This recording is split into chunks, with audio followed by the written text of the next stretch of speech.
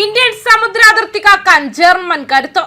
ഇന്ത്യയും ജർമ്മനിയും തമ്മിൽ രൂപം കൊള്ളുന്ന പുതിയ അന്തർവാഹിനി പങ്കാളിത്തം ഒരു സാധാരണ ആയുധ വാങ്ങൽ കരാറിനപ്പുറം വലിയ തന്ത്രപ്രധാനമായ അർത്ഥങ്ങളാണ് വഹിക്കുന്നത്.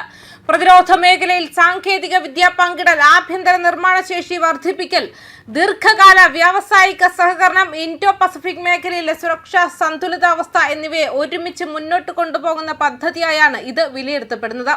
പ്രത്യേകിച്ചും ചൈനയുടെയും പാകിസ്ഥാന്റെയും വർദ്ധിച്ചു വരുന്ന നാവിക സാന്നിധ്യത്തിന്റെ പശ്ചാത്തലത്തിൽ ഇന്ത്യക്ക് സമുദ്ര പ്രതിരോധം ശക്തിപ്പെടുത്താൻ ഈ കരാർ നിർണായകമാകുമെന്നാണ് പ്രതിരോധ വിദഗ്ധരുടെ വിലയിരുത്തൽ. നിലവിലെ നിർദ്ദേശപ്രകാരം ജർമ്മനിയുടെ അത്യാധുനിക ടൈപ്പ് 214 ശ്രേണിയിലുള്ള അന്തർവാഹിനികൾ ഇന്ത്യയിൽ തന്നെ നിർമ്മിക്കാനാണ് പദ്ധതി. മുംബൈയിലെ മസഗോൺ ടോക്ക് ഷിപ്പ് ബിൽഡേഴ്സിൽ ജർമ്മൻ സാങ്കേതിക വിദഗ്ധരുടെ പരിശീലനം ലഭിച്ച ഇന്ത്യൻ എഞ്ചിനീയർമാർ നിർമ്മാണത്തിൽ പ്രധാന പങ്ക് വഹിക്കുമെന്നാണ് സൂചന. ഇതിലൂടെ വെറും അന്തർവാഹിനികൾ സ്വന്തമാക്കുക മാത്രമല്ല, അവ നിർമ്മിക്കാനും പരിപാലിക്കാനും നവീകരിക്കാനുമുള്ള ആഭ്യന്തര സാങ്കേതിക ശേഷി ഇന്ത്യക്ക് വികസിപ്പിക്കാനാകുമെന്നാണ് പ്രതീക്ഷ. ഈ കരാറിന്റെ ഏറ്റവും പ്രധാനപ്പെട്ട ഘടകങ്ങളിലൊന്നാണ് സാങ്കേതിക വിദ്യ കൈമാറ്റം. യുദ്ധോപകരണങ്ങളുടെ രൂപകൽപ്പന, എഞ്ചിനീയറിംഗ് വൈദഗ്ധ്യം, നിർമ്മാണ രീതികൾ എന്നിവയിൽ ഇന്ത്യക്ക് നേരിട്ട് അറിവും പരിചയവും ലഭിക്കുന്നത് ഭാവിയിൽ പ്രതിരോധ സ്വയം പര്യാപ്തത കൈവരിക്കുന്നതിന് വലിയ പിന്തുണയാകും. വിദേശ വിതരണക്കാരെ ആശ്രയിക്കുന്നത് കുറയ്ക്കാനും make in India, Atmanirbhar Bharat പദ്ധതികൾക്ക് കൂടുതൽ കരുത്തേകുകയും ചെയ്യുമെന്നതാണ് സർക്കാരിന്റെ പ്രതീക്ഷ.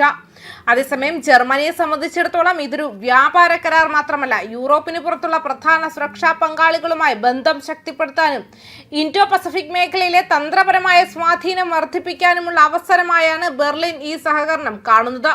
ലോകത്തിലെ ഏറ്റവും പ്രധാനപ്പെട്ട സമുദ്ര വ്യാപാര പാതകൾ സ്ഥിതി ചെയ്യുന്ന മേഖലയായതിനാൽ ഇന്ത്യയുമായുള്ള പ്രതിരോധ ബന്ധം ഭാവിയിൽ കൂടുതൽ പ്രാധാന്യം അർഹിക്കുമെന്നാണ് വിലയിരുത്തൽ.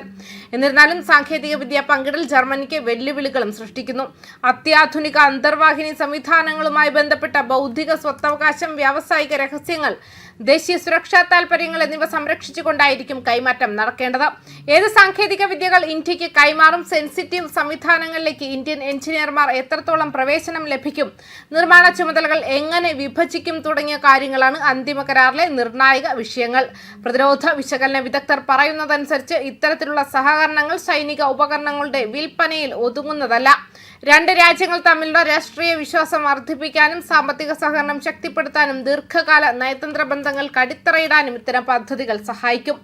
അതിനാൽ ഇന്ത്യ ജർമ്മനി അന്തർവാഹിനി പങ്കാളിത്തം ഭാവിയിൽ കൂടുതൽ വിശാലമായ പ്രതിരോധ സഹകരണത്തിനും സംയുക്ത ഗവേഷണത്തിനും വഴിയൊരുക്കാൻ സാധ്യതയുണ്ട്. ഇന്ത്യയുടെ കാഴ്ചപ്പാടിൽ ഈ പദ്ധതി ദേശീയ സുരക്ഷയ്ക്കും ആഭ്യന്തര സമ്പദ് വ്യവസ്ഥയ്ക്കും ഒരുപോലെ ഗുണകരമാണ്. രാജ്യത്തിനകത്ത് ഉയർന്ന സാങ്കേതിക വിദ്യയുള്ള നിർമ്മാണ മേഖല വളരാനും ആയിരക്കണക്കിന് തൊഴിലവസരങ്ങൾ സൃഷ്ടിക്കാനും പ്രതിരോധ വ്യവസായ ശൃംഖല കൂടുതൽ ശക്തിപ്പെടുത്താനും ഇത് സഹായിക്കും. അതോടൊപ്പം ഇന്ത്യൻ നാവികസേനയുടെ വെള്ളത്തിനടിയിലുള്ള യുദ്ധശേഷി ഗണ്യമായി വർദ്ധിപ്പിക്കാനും കഴിയും. ഇൻഡോ പസഫിക് മേഖലയിൽ ചൈനയുടെ നാവിക വികസനവും പാകിസ്ഥാന്റെ സൈനിക നവീകരണവും കണക്കിലെടുക്കുമ്പോൾ ആധുനിക അന്തർവാഹിനികൾ ഇന്ത്യക്ക് ശക്തമായ പ്രതിരോധ ആയുധമാണ്. റഡാറുകളിലും നിരീക്ഷണ സംവിധാനങ്ങളിലും എളുപ്പത്തിൽ കണ്ടെത്താനാകാത്ത ഇവ ശത്രു കപ്പലുകൾക്കും അന്തർവാഹിനികൾക്കുമെതിരെ ഫലപ്രദമായ തിരിച്ചടി നൽകാൻ സഹായിക്കും. സുപ്രധാന സമുദ്രപാതകൾ സംരക്ഷിക്കുന്നതിലും വ്യാപാര കപ്പൽ ഗതാഗതത്തിന്റെ സുരക്ഷ ഉറപ്പാക്കുന്നതിലും ഇവ നിർണായക പങ്കുവഹിക്കും. അതുകൊണ്ട് തന്നെ ഇന്ത്യ ജർമ്മനി അന്തർവാഹിനി പങ്കാളിത്തം വെറും പ്രതിരോധ കരാറായി കാണാനാകില്ല. സാങ്കേതിക സ്വയം പര്യാപ്തത, നാവികശക്തി, വ്യാവസായിക വളർച്ച, ഭൗമരാഷ്ട്രീയ സ്വാധീനം എന്നിവയെ ഒരുമിച്ച് ശക്തിപ്പെടുത്തുന്ന ദീർഘകാല തന്ത്രപരമായ നീക്കമായാണ് ഇത് വിലയിരുത്തപ്പെടുന്നത്. ഇൻഡോ പസഫിക് മേഖലയിലെ ശക്തി സമവാക്യങ്ങളിൽ ഈ സഹകരണം എത്രത്തോളം മാറ്റം സൃഷ്ടിക്കുമെന്നത് വരും വർഷങ്ങളിൽ കൂടുതൽ വ്യക്തമായേക്കും. ന്യൂസ് ഡെസ്ക് കർമ്മ ന്യൂസ്.